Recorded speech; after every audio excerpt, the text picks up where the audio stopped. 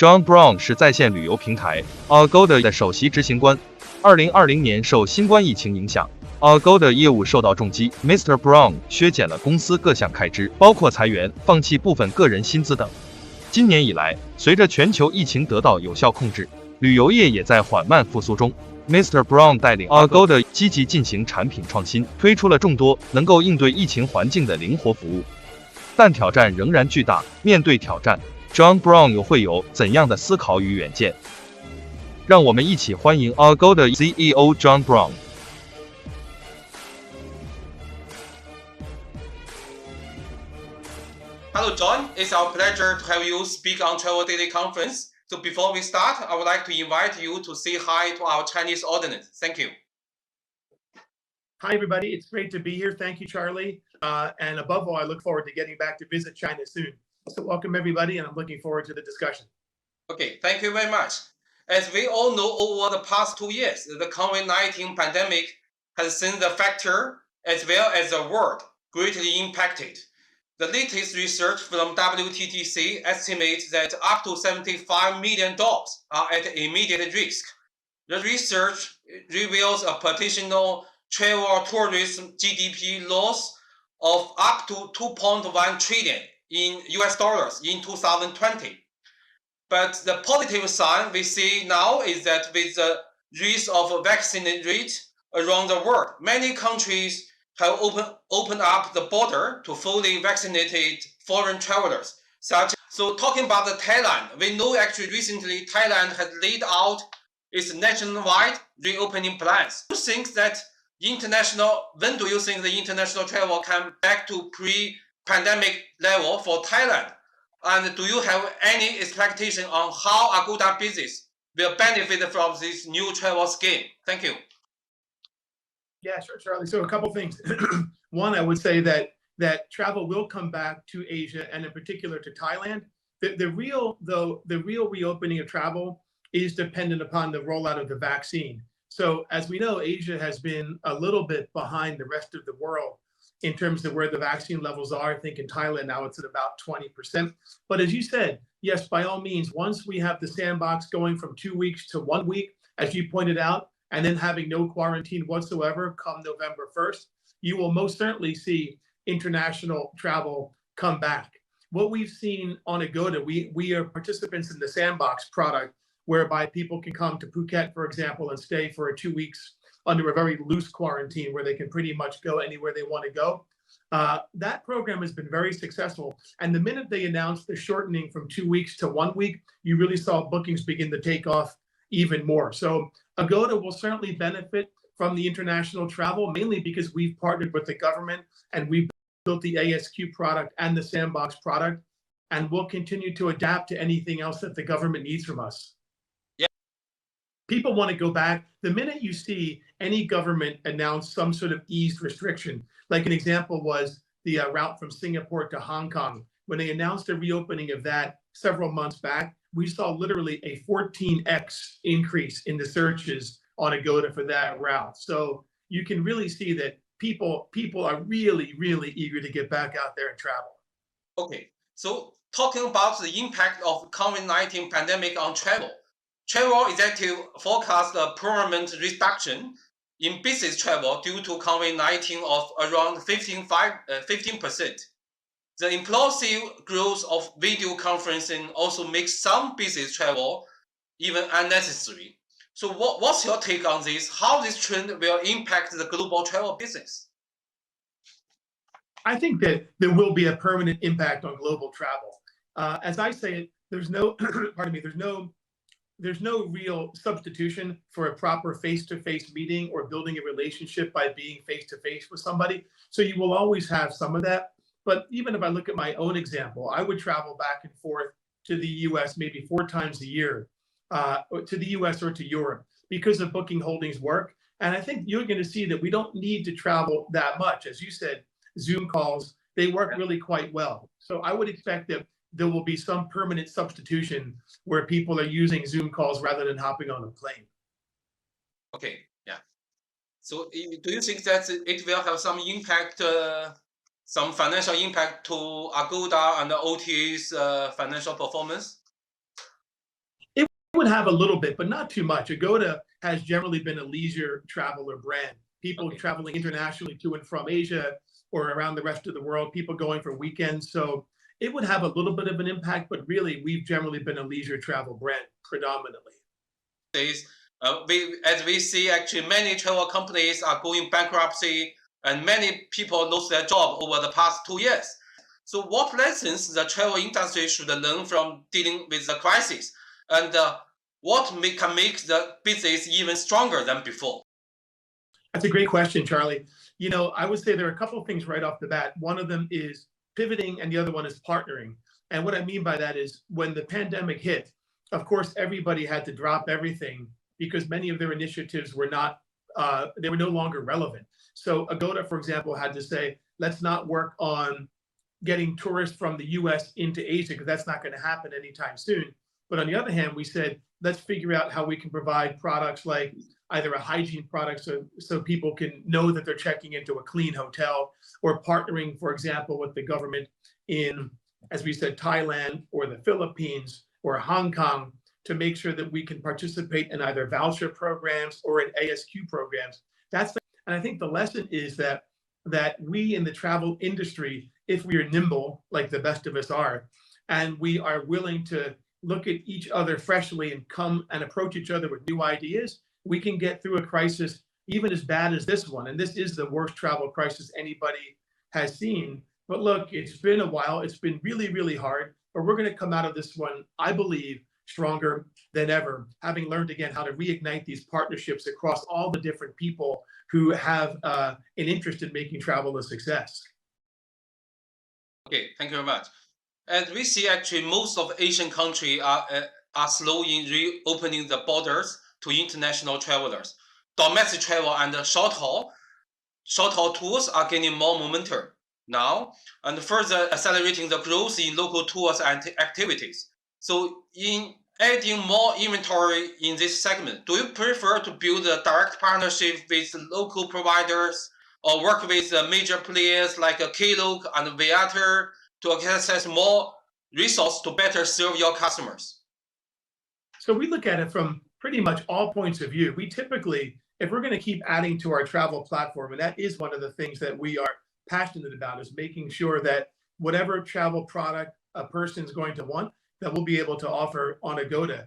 So the way we look at it is that if we want to offer something like experiences, we'd be more than happy to partner with somebody to help us understand what customers may want, to help us get to a scale of inventory very, very quickly. And so we do that today. We'll work with Klook, with Get Your Guide, really any of the companies out there that will provide us inventory, we are happy to partner with. And that's true, by the way, on our accommodation side as well.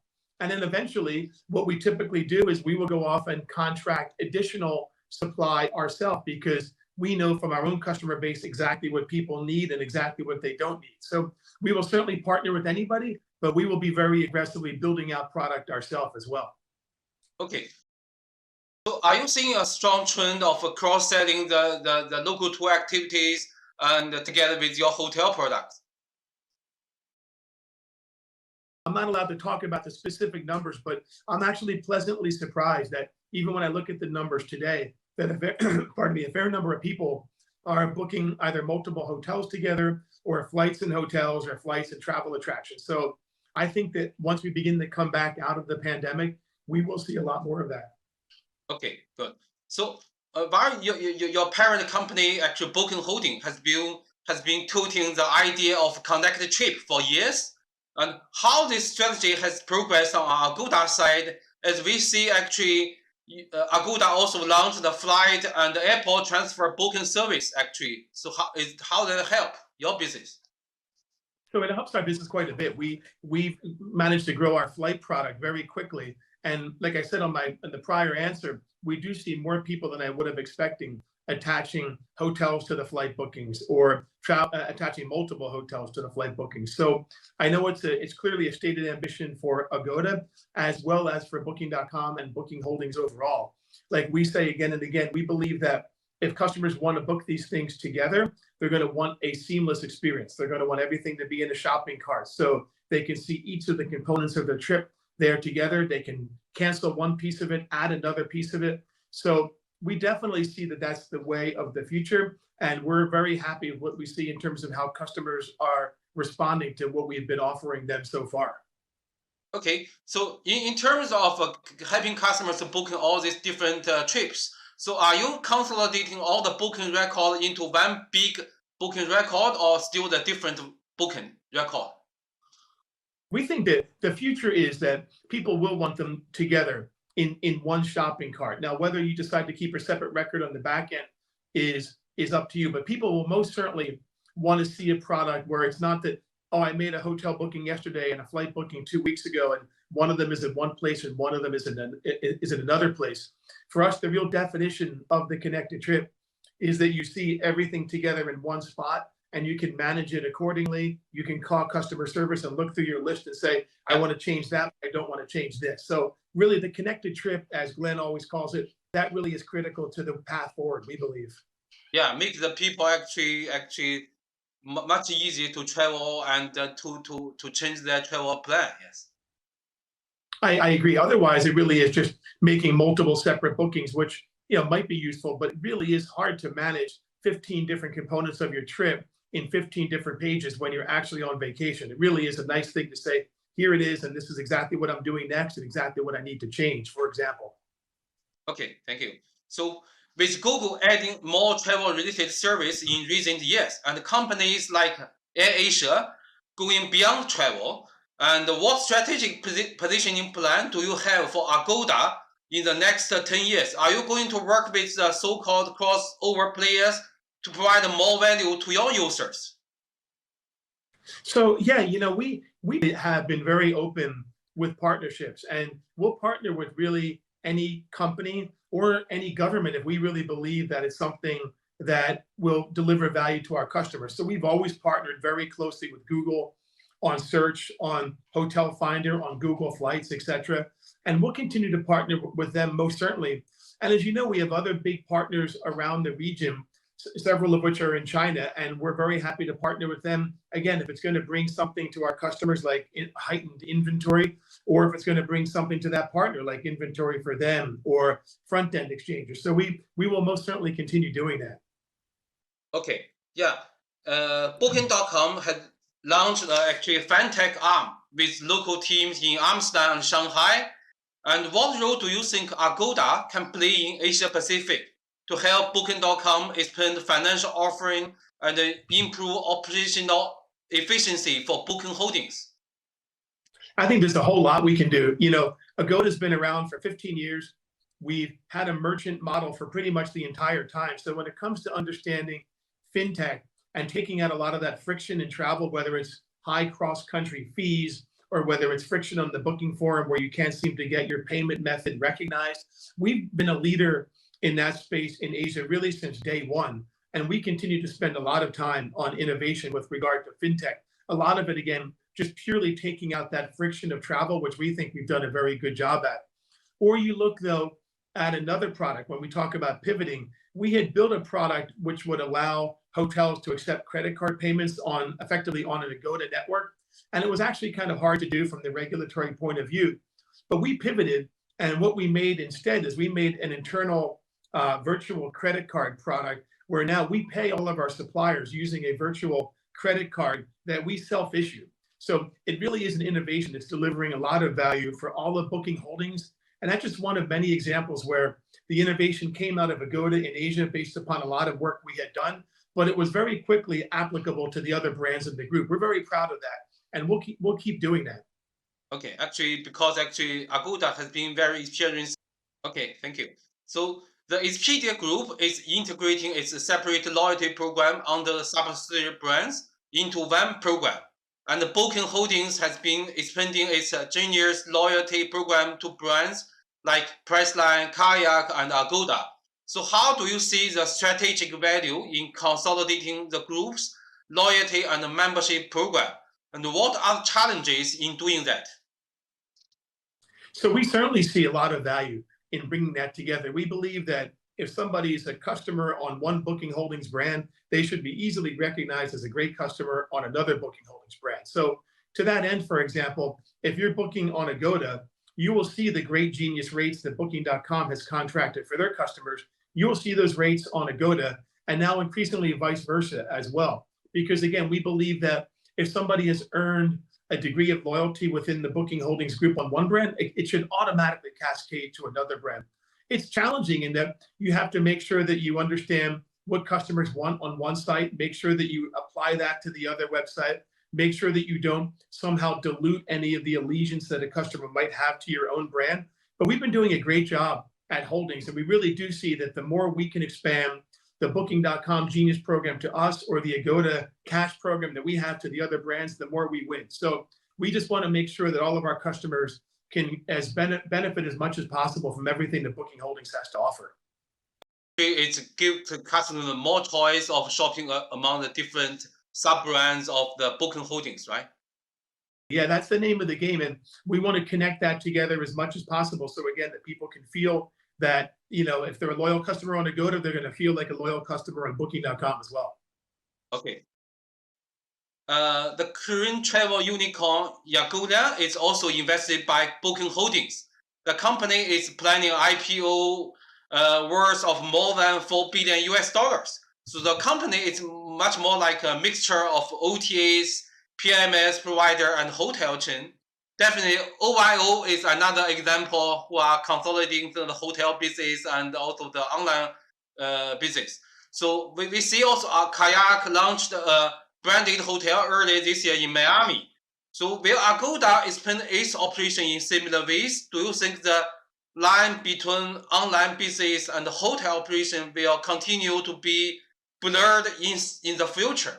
So what are the pros and the cons in doing that?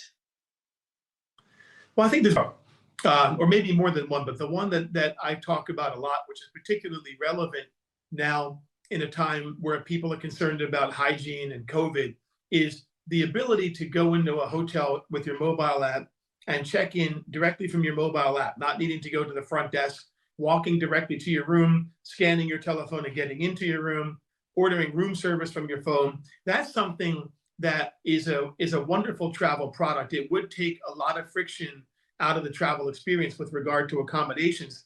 It is hard to do because there are so many different PMSs out there, so many different versions of every PMS, that it really does take a lot of hard nuts and bolts work and coding to get that done. Now, Agoda has spent a lot of time about 3 years ago working with partners in Asia doing exactly that. Relatively small experiment, but we're still continuing to work on that idea. And as you mentioned, a company like Yanolja, they're also innovating in that space, trying to provide their customers a more seamless experience from the website or the mobile app, more particularly right into the hotel. And I think you'll see companies like Agoda, Booking.com, et cetera, follow suit because it is one of the bigger unsolved problems in travel. Okay. So all the major OTA players around the world, like Expedia, Booking.com, and also Trip.com in China, actually were founded more than 20 years ago. Since then, it has been very hard to see other new players like these OTAs who have the significant impact to the travel business. So talking about the future of travel business, so which technology innovation or emerging business model, such as super apps, that which people has been talking about quite a while, do you think could have the potential to challenge the established OTA players? I think a couple things on that one. There have been some companies that came along that we were not talking about 20 years ago. Airbnb is one. Airbnb was founded in 2008. And so I think the biggest competitor that will come up will be the one that we don't necessarily know about, right? That, nobody knew about Airbnb in 2007 because it didn't exist. And I think the big companies, like there are certainly the Amazons out there in the world that could make a big play into travel. There are the Googles that and we discussed, they are already very much active in travel. I think the real innovator out there will be somebody doing something that we don't really fully understand yet. So that's why one of the things that Agoda and Holdings does well is we're constantly scanning the industry. You can't do everything. You can't say, well, I want to jump into blockchain and crypto, and I want to have a mobile app or a smartwatch. But we are always scanning very carefully to say, okay, that's a technology worth looking into. So again, that ability to check in with your mobile app, that's a technology I think really worth looking into for sure. So who the next big competitor will be, it may be one of the ones I mentioned before. The big brands like Booking Holdings are certainly going to be there, and there'll be small companies that we don't even know about yet that I'm sure are going to come along, and it will keep the space competitive and frankly exciting. But on the other side, the big company like Google, the Amazon you have talked about, it's really hard for us to see that really making some meaningful success in the travel space. Actually, on my side, I think that actually the supply chain and the service and operation are still the key elements to really succeed in the travel business. Do you agree? I completely agree. Look, Google obviously has a good amount of what we call up funnel content, but Google is not the company that is walking the pavement in Asia, contracting hundreds of thousands of hotels, the way that we are. So if you look on the Agoda platform, we have all the Booking.com inventory, we have all of our inventory, we hook up to a lot of third-party inventory, and there's a lot of really hard work involved in that, let alone making sure that it shows properly on your mobile app and that you've got a merchant product that works like we described before, or that you've got customer service in 50 languages so that somebody from Finland who doesn't speak Thai, that person can still find their way to the hotel. So there's a huge amount of what I call the real hard customer-facing work and supplier-facing work that companies like Booking Holdings do very, very well that Google's not going to get involved in. So there's always going to be that value, and I think that's the primary value, is that we know the customers, we know the suppliers, we know the payment methods, and we're going to put them together seamlessly. That's what a company like Agoda can do better than Google by far. I think so. Actually, I think the travel business is not a pure tech play. It's really about the service experience and how to better serve the people to make them happy. It's true. Like Google, I can go to Google and learn about a new beach in Thailand, and that's great. There's certainly value to that, but who actually has the 35 hotels on the beach with the best possible rates and clear information about the fact that the hotel is hygienic, clear information about cancellation policies and all the customer service to back that up? That's going to be a company like Agoda, and that's why customers will come back to us again and again directly, because that's what they come to rely on us for. Okay, so let's move to China, which was the largest source market for the international travel. And we know actually Agoda has very close partnership with Meituan in China. Meituan is really powerful in selling the domestic hotel, but has less influence on outbound travel. So regarding your business focus in China in the post-pandemic period, would it be domestic travel, outbound travel, or inbound travel?